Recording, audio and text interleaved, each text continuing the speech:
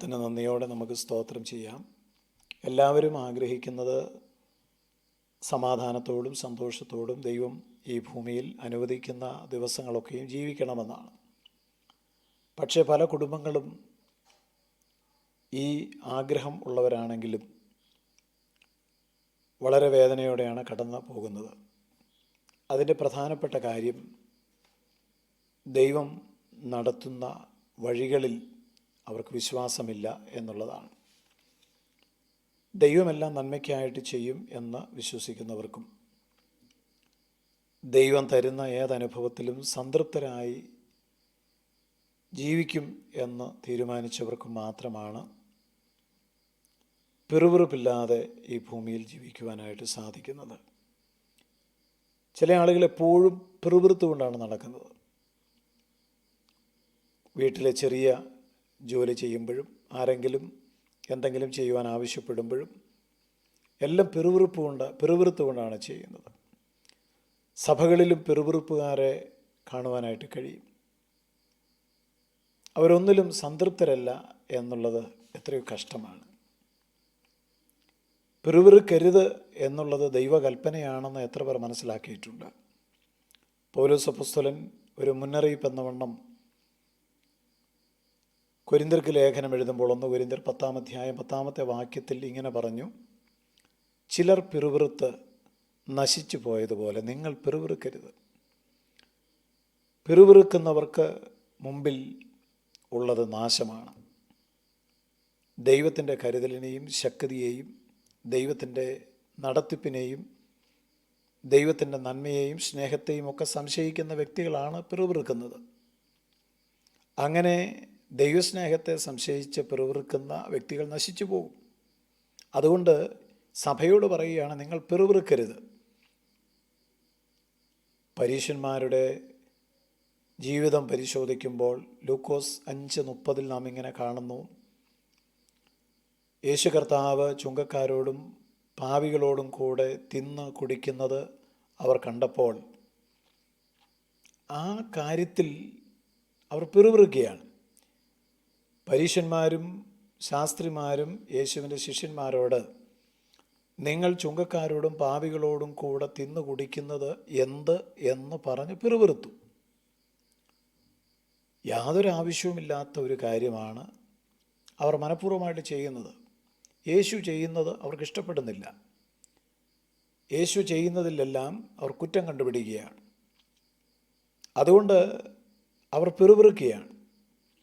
പിറുപിറുപ്പ് പിശാചിൽ നിന്നാണ്. പിറുപിറുപ്പ് അസംതൃപ്തിയിൽ നിന്നാണ്. പിറുപിറുപ്പ് മറ്റൊരാളെ അംഗീകരിക്കുവാൻ മനസ്സില്ലാത്തത് കൊണ്ടാണ്. പിറുപിറുക്കുന്നത് വാസ്തവത്തിൽ അസംതൃപ്തിയുള്ള മനസ്സിൻ്റെ ഉള്ളിൽ നിന്നാണ്. അതുകൊണ്ടാണ് ഫിലിപ്പി ലേഖനത്തിൽ പൗലോസ് അപ്പോസ്തലൻ പറഞ്ഞത്, ഈ വക്രതയും കോട്ടവും ഉള്ള തലമുറയുടെ നടുവിൽ നിങ്ങൾ അനിന്യരും പരമാർത്ഥികളും ദൈവത്തിൻ്റെ നിഷ്കളങ്ക മക്കളും ആകേണ്ടതിന് എല്ലാം പിറുപിറുപ്പും വാദവും കൂടാതെ ചെയ്യണം. ഇസ്രായേൽ മക്കളെ ദൈവം മിസ്രയീമിൽ നിന്ന് പുറപ്പെടുവിച്ച് അവർക്ക് മുമ്പായി നടന്ന് മന്നായും കാടപ്പക്ഷിയും ഒക്കെ കൊടുത്ത് അവരെ മുന്നോട്ട് കൊണ്ടുപോകുമ്പോൾ അവർ മോശയോട് പിറുപിറുത്തതിനെക്കുറിച്ച് തിരുവെഴുത്തിൽ ഒരുപാട് ഭാഗത്ത് നമുക്ക് കാണുവാൻ കഴിയുന്നുണ്ട്. ചെങ്കടലിൻ്റെ തീരത്ത് അവർ നിൽക്കുമ്പോൾ ഫറവോനും സൈന്യവും അവരുടെ നേരെ വരുന്നത് കണ്ടപ്പോൾ മുമ്പിൽ ചെങ്കടൽ, പിമ്പിൽ ഫറവോൻ്റെ സൈന്യം. ആ സാഹചര്യത്തിൽ അവർ മോശയോട് പിറുപിറുത്ത് പറഞ്ഞത്, മിസ്രയീമിൽ ശവക്കുഴി ഇല്ലാഞ്ഞിട്ടാണോ നീ ഞങ്ങളെ മരുഭൂമിയിൽ മരിപ്പാൻ കൂട്ടിക്കൊണ്ടുവന്നത്? നീ ഞങ്ങളെ മിസ്രയീമിൽ നിന്ന് പുറപ്പെടുവിച്ചതിനാൽ ഞങ്ങളോട് എന്താണ് ഈ ചെയ്തത്? മിസ്രയീമ്യർക്ക് വേല ചെയ്യുവാൻ ഞങ്ങളെ വിടണമെന്ന് ഞങ്ങൾ മിസ്രയീമിൽ വെച്ച് നിന്നോട് പറഞ്ഞില്ലയോ? മരുഭൂമിയിൽ മരിക്കുന്നതിനേക്കാൾ മിസ്രയീമ്യർക്ക് വേല ചെയ്യുന്നതായിരുന്നു ഞങ്ങൾക്ക് നല്ലത് എന്ന് പറഞ്ഞു. അവർ പിറുപിറുക്കുകയാണ്. അതൊരു മത്സരമായിട്ടാണ് ദൈവം അതിനെ എണ്ണിയത്. ഇന്ന് നമ്മുടെ സകല അനുഗ്രഹങ്ങളെയും അപഹരിക്കുന്ന ഒരു പാപമാണ് പിറുപിറുപ്പ് എന്നുള്ളത് മറന്നു പോകരുത്. ദൈവം തന്ന സൗന്ദര്യത്തിൽ, ആരോഗ്യത്തിൽ, വിദ്യാഭ്യാസത്തിൽ, ദൈവം തന്ന തുണയിൽ, ദൈവം തന്ന കുഞ്ഞുങ്ങളിൽ, ദൈവം തന്ന ഏത് സാഹചര്യത്തിലും ദൈവം എനിക്ക് തന്നു എന്നുള്ളതിൽ സംതൃപ്തരായിരിക്കുവാൻ തീർച്ചയായിട്ടും നമുക്ക് കഴിയണം. ഇതിൽ അധികമായതെല്ലാം സാത്താനിൽ നിന്നാണ് വരുന്നത്. പിറുപിറുപ്പിൻ്റെ ഉറവിടം നാം തിരിച്ചറിയണം.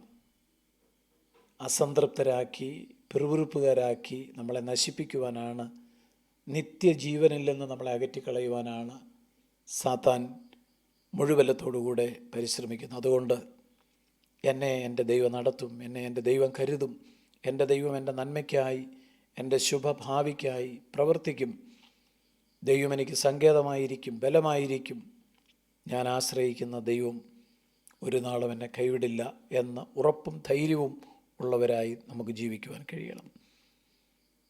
പരിശുദ്ധ പിതാവേ, അങ്ങയുടെ വചനത്തിനായിട്ട് സ്തോത്രം. ദൈവവചനം പറയുന്നത് പോലെ സംതൃപ്തരായിരിക്കാൻ, പിറുപിറുപ്പില്ലാതെ ജീവിക്കുവാൻ ദൈവവചനം ശ്രദ്ധിക്കുന്ന എല്ലാവർക്കും കൃപ കൊടുക്കണം. പിറുപിറുപ്പിൻ്റെ ആത്മാവിനെ അവിടുന്ന് ശാസിക്കണമേ.